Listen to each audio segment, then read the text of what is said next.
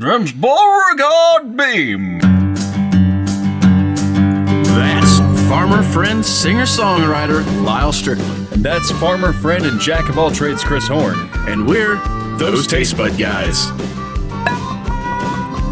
Oh, my lands. Hey, guys, welcome back. Thanks for joining us one more time. And we're going to do another whiskey today. So it's kind of time to start breaking away from the beer a little bit, I guess. Yeah. And when I say another whiskey, I actually mean two. Yes. Right. 2 whiskeys. Because we had 4 glasses, so we figured why not? We used 2 whiskeys. There was no one else to drink it with. And we just figured we'd double up. Yeah, so we're going to try a couple different ones, both produced by Jim Beam. Jim Beam's White Label and Jim Beam's Bonded. And I'm going to start pouring a glass. Why don't you explain the differences in these? All right, so Jim Beam, I'd say almost everybody's had an experience with this. This is one of the oldest whiskey makers in the United States. They started in 1795 by David Beam. Is that right? No, Jacob Beam. Sorry, I had to read the side of the bottle. David Beam was next in line until we finally got up to a person that Lyal loves to say his name, so go ahead. James Beauregard Beam. Colonel James Beauregard Beam. Who the... This is a classic name. who it was named after. Who doesn't love the name Beauregard? Yeah, it's kind of cool. It is kind of cool. So, despite what most people think about Jim Beam, it's actually a pretty solid whiskey. Yeah. Surprisingly. I used to think Beam was straight up just like well bourbon, like the cheapest of the cheap stuff. But it really is pretty solid stuff. I'm not so much a fan of the White Label, but they make the Double Oak and their Black Label are really good whiskeys. The Double Oak is one that we started a year or so ago, maybe a little heavy and that is a heck of a heavy pour. Yeah, I may have a little left over. Anyways, that Double Oak is fantastic. We'll get to it someday on here, but today, neither one of us have ever had the Bonded. Ever. So we wanted to try that compared to the White Label because we figured it makes sense. White Label is 80 proof. This is 100 proof, and I thought that was the only difference, except for Christopher here. So, bottled and bond or bonded whiskey means the bourbon was made at a single distillery. It was made by one distiller in one distillation. One distillation season, I should say. So it means that it all done at the same time. It didn't take some from last year and 1 year, so it's all the same aged. It's aged for at least 4 years, and it has to be in a federally bonded, which is where they got their name, and supervised warehouse and bottled at least at 100 proof. What that means in layman's terms is that every person that you see says, and bonded is a what would be the term mean?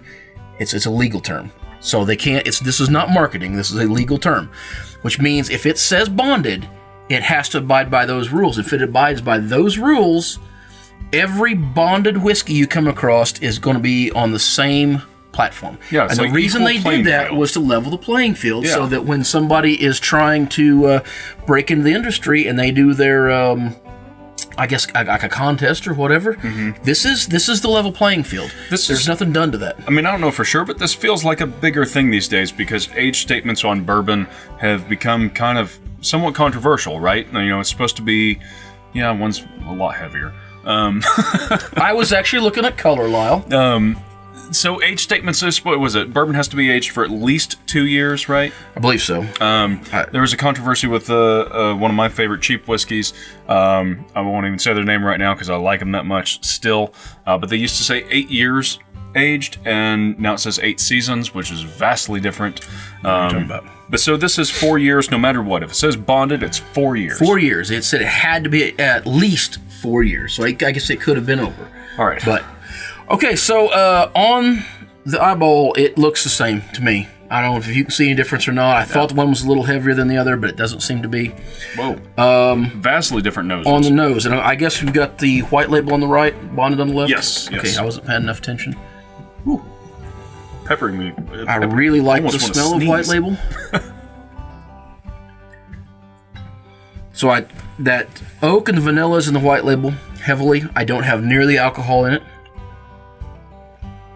Oh. Yeah. Okay. So the bonded... It's kind of sweet caramely. Yeah. There's a sweetness about it. It doesn't have the alcohol that I expected it to have. Ooh. There's a little bit of a pepper to it. And I don't feel like I give that okay, a fair shot. there is a little alcohol burn on the back of that as well. But I really get a lot of the woody, the oakiness that comes through there. So, I'm not sure which one to start with. Which one are you? I started with White Label just because it's like a standard thing, right? Boy, that White Label is so much sweeter after. See, I think the Bonded's sweeter. But, Really? but let Okay. me try it again because I back to back it was too much. White Label, it's a little thin. So what I always think about White Label is it's a little thin. It's like smells somewhere flowery between to me. smooth and peppery, and I wish it'd just be one or the other.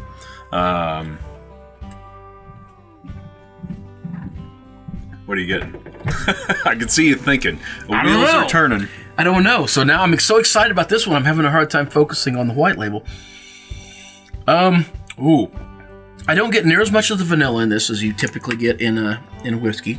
Ooh. That carameliness there is there. That woodiness is there.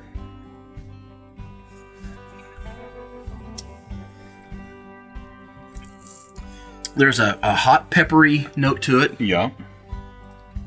But it's not, to me, White Label's not like, it's not in your face about really anything. Kind of sticks to the side a little bit. It's not real heavy. I'm anxious All to, right. I want you to move. All right, 'cause I I'm also anxious have for bottled this. water, so. I'm not even going to say anything, but like, there is a vast difference in those flavors. All right. I really like to smell this one a lot It's better. got a beautiful honestly, note, and I yeah. was expecting this to be just, I thought it quite was frankly, like- hot as hell. But Yeah, the same, yeah. this one reminds me more of the double oak because it's got that heavier wood to it. Yeah.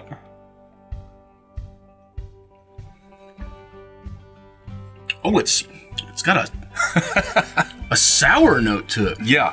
Yeah. It's like cherries, tart cherries, right? Okay, if I'm stretching for it a little bit, yeah. Yeah. It was, I don't know why. I feel like this, to me, I would have described as a younger tasting whiskey, and I know surely, undoubtedly, Oh, yeah. this is aged much shorter than this one. It's hotter, which is to be expected with 100 proof. I guess it's why, because Yeah. it was put in for 100 proof. Big caramel notes. Yeah. I think I like the Bonded better. Not a big surprise, but I kind of want it over ice. Neat is a little... I think ice little strong would for help me. it a lot. Straight, I think I like the White Label better. Yeah. Yep. This is a little heavy for me. It's challenging. Yeah, challenging would be a good word for it. And I know we said we'd look up notes on it, and we both totally forgot. So Yeah. I don't know what they said about this one as far as what its notes are for tasting. I know this White Label, they go heavy on the char notes and the oak notes and the caramelization on it and a lighter vanilla. I actually get a little more vanilla and primarily the char is what I taste on this. And maybe that's what I'm getting out of this one so much is the char. What are we talking price difference? This is running, like most of their Jim Beams are running, what, $20 a bottle? 15, 20? Yeah, anywhere from $16 to $22, depending on who's running it on sale and where. What's the Bonded run? Do you remember? Exactly the same. That's crazy to me. I mean, this is the thing. Every bottle of Jim Beam, and we've got another one sitting back here that we'll get to at some point. Sorry, you probably can't see that. Which is their black cherry. Same deal. Same price? Yeah, most everything. I actually think this is brilliant for a distillery because everyone has their own taste preferences, right? And the temptation, I would think, as a distillery, is like, oh, this one's bonded, that'll be $10 more. Oh, this one's a double oak, that'll be $15 more. Oh, this one's aged longer. But this really, I think, levels the playing field for the consumer to go in and really find out kind of the style of whiskey and bourbon that you like. Really tempting to just go in and try whatever. Absolutely. And that's a good thing. That's a good thing. Otherwise, I probably never would have tried the double oak. Yeah. Which, I mean, we're not here to talk about double oak today, but I know you and I both really, really like that one. I would keep this one around. This is pretty damn good. I'm interested to try this one over ice. We'll probably drink a little bit more of it off camera just to get a better feel for it. But so right up front, you think this would be your choice of the two? Of the two, yeah, I'm just not that much of a fan of White Label. Okay, so what about somebody that's watching right now and this is the first time they're getting into maybe even the first whiskey they had? Would you still say go with that? See, that's a tricky one. That's why I asked. I like bold flavors. If it's on the rocks, I'd do the bonded. If you're gonna have someone try something neat for the first time, I'd go white label. I'm betting on the rocks. This would be the one I like too. Yeah. I bet this smooths down with either a water back or over. I hope so. I'm saving this. I'm going to try it again here in a minute and put a little water on it because we don't have ice down here because we're broke. Well, we've got whiskey. So, right, got anything else? If you haven't tried Jim Beam, which is highly unlikely, but if you haven't, they're a very old distillery. It's created in 1795, and they've made a lot of changes up through the years. They have a very consistent flavor.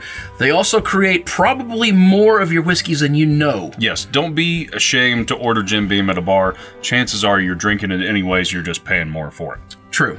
We'll probably get into that in another episode, but for now, go out and give them a shot. See what you think. As usual, we're going to put a link to another podcast in here that we like because we think they know a lot more than us. Oh, they definitely know a lot more than us. We know they do. So we'll put them in there. Check them out as well. I haven't looked to see what they've said about any of these or even if they said anything about them, but odds are they have. Yep. And if they do, it'll educate you more. Otherwise, go to Jim Beam's website. It's a great resource. I really enjoy the website. It gives you a lot of information. Yep. So, all right, well, until next time. Whether it be the whiskeys you're drinking, the food you're eating, clothes you're wearing, or the people you're meeting, grab a buddy. Try something new.